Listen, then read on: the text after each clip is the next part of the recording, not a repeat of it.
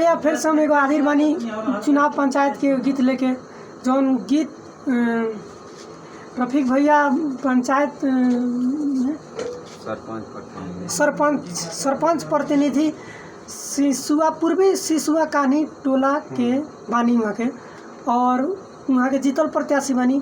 हमरा ये एगो गुजारिश बा वो लोग से कि फिर से उनका के अपन आशीर्वाद और प्यार दुलार दे के उनका फिर से जिताई, और समाज और गांव के जागरूकता के हिसाब से अच्छा छवि बाटे वहाँ के।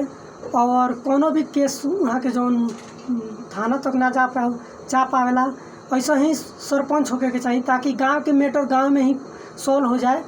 यही से वहाँ के फिर से अपन दुलार प्यार दे के उनका के जिताई और उनका के सहयोग दी। उनका के ऊपर एगो गीत लिख ले बनी, आई हम लोग के बीच में सुनाओ तनी। और ये गाना के ज़्यादा से ज़्यादा शेयर करके ताकि आवेला कोनो भी प्रत्याशी गाना सुने तो उनका के अपन दुलार प्यार और सहयोग दे। हमरा पे बाटे हो राउर उपकार, मांगे आशीष आइल बानी हो द्वार। हमरा पे बाटे हो राउर उपकार, मांगे आशीष आइल बानी हो द्वार। खत्म करी है रफीक अत्याचार, खत्म करी है रफीक अत्याचार, मिलल बाटे पब्लिक के प्यार। खत्म करी है रफीक अत्याचार, मिलल बाटे पब्लिक के प्यार। हो हमरा पर बाटे हो राउर उपकार, मांगे आशीष आइल बानी हो द्वार। खत्म करी है रफीक अत्याचार, मिलल बाटे पब्लिक के प्यार। खत्म करी है रफीक अत्याचार, मिलल बाटे पब्लिक के प्यार।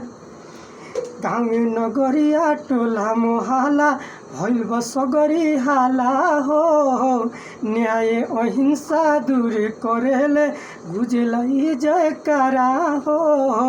गाँव नगरिया टोला मोहल्ला भइल बा सगरी हाला हो, न्याय अहिंसा दूर करेले गुजला जयकारा हो। खुश रही गौआ, खुश रही हो गौआ जवार, मिलल बाटे पब्लिक के प्यार। खुश रही हो गौआ जवार, मिलल बाटे पब्लिक के प्यार। खत्म करी है रफीक अत्याचार, मिलल बाटे पब्लिक के प्यार।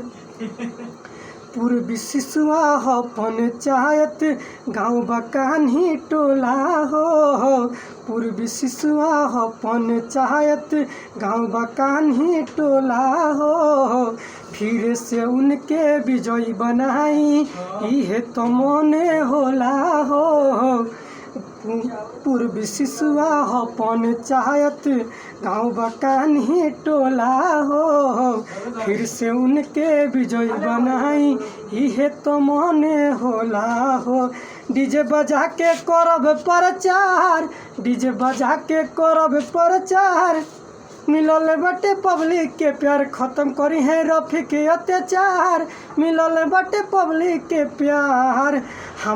हमरा पे बाटे हो राउर उपकार, मांगे आशीष आइल बानी हो द्वार। खत्म करी है रफीक अत्याचार, मिलल बाटे पब्लिक के प्यार। खत्म करी है रफीक अत्याचार, मिलल बाटे पब्लिक के प्यार।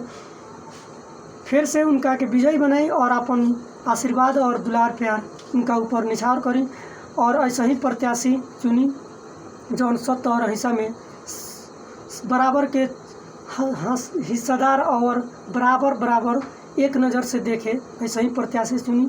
और बाकी अपन दुलार प्यार लाड उनका ऊपर जरूर निछावर करी, फिर से विजयी बनाई। जय हिंद, जय भारत।